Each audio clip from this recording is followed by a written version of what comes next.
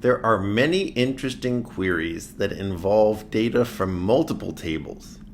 And in order to consider multiple tables, you have to include something called a join.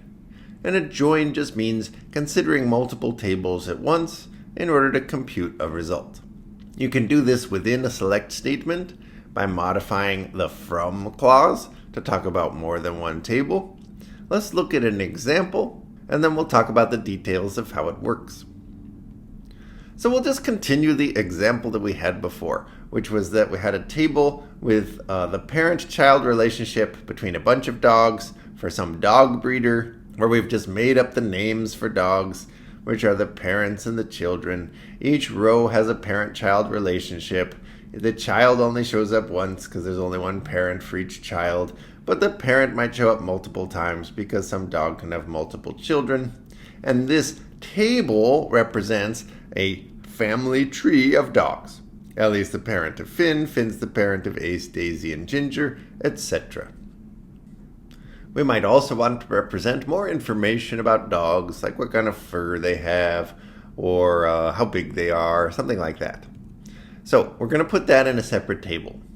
And then we're going to join the tables together. Tables A and B are joined by a comma, or by the join keyword, to form all combinations of a row from table A and a row from table B. And that's how you think about two tables at once. So first, we're going to build another base table. The dogs table has the name of the dog and what kind of fur it has. And we've gone through for each dog and listed out whether it has long, short, or curly fur. And I've tried to represent this using some graphics here. And that's the dogs table, which has a row for each dog. I haven't written out the whole thing, but it's all here. There's also the parents table, which gives the parent-child relationships between the dogs, and that forms the tree structure.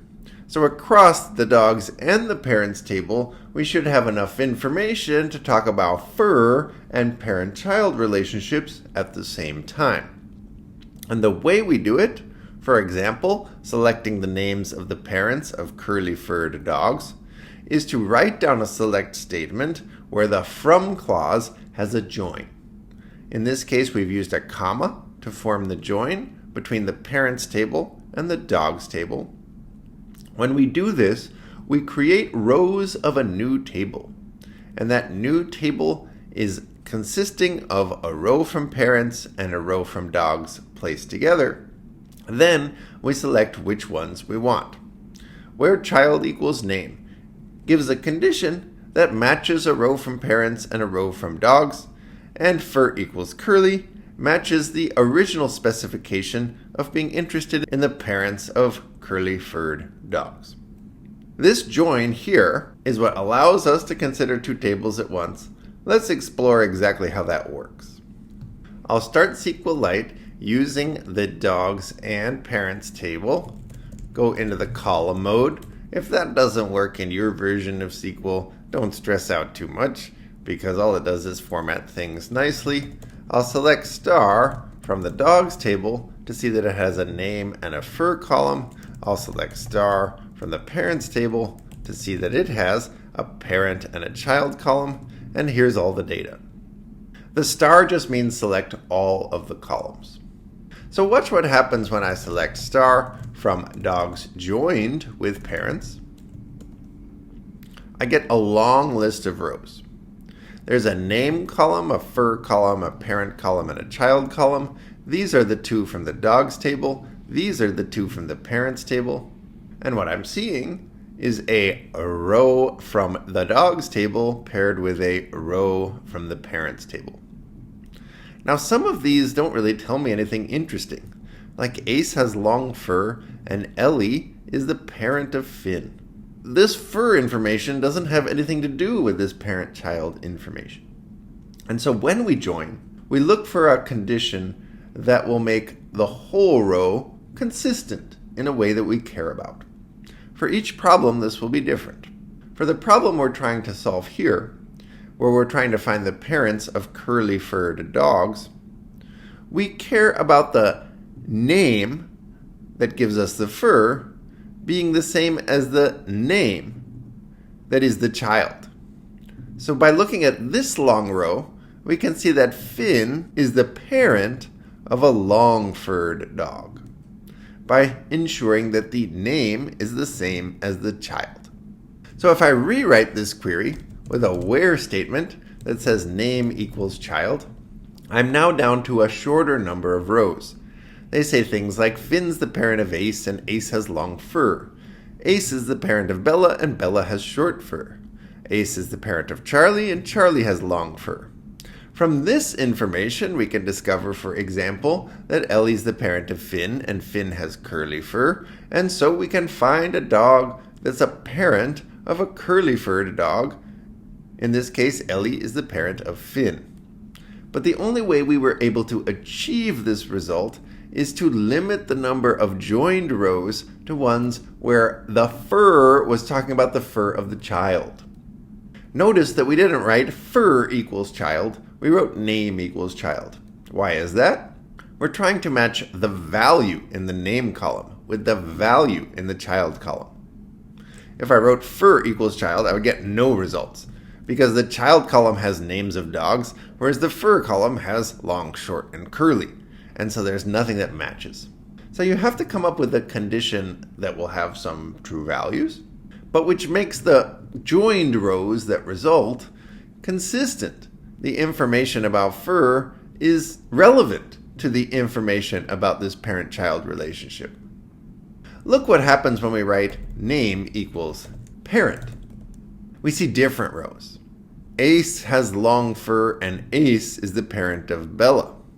So now the fur is about the parent, whereas here the fur was about the child. And you just have to think about what you're trying to achieve. If I want the parents of curly-furred dogs, then the fur is really about the child, and that's why we use this expression, name equals child, and then we look for fur equals curly in order to figure out these two relationships. Ellie is the parent of Finn, who has curly fur, and Daisy is the parent of Hank, who has curly fur. Finally, we would want to reduce the number of columns in the output to just the parent column in order to see the parents of curly-furred dogs. In order to join, there's two different ways to write it. The implicit and explicit join syntax.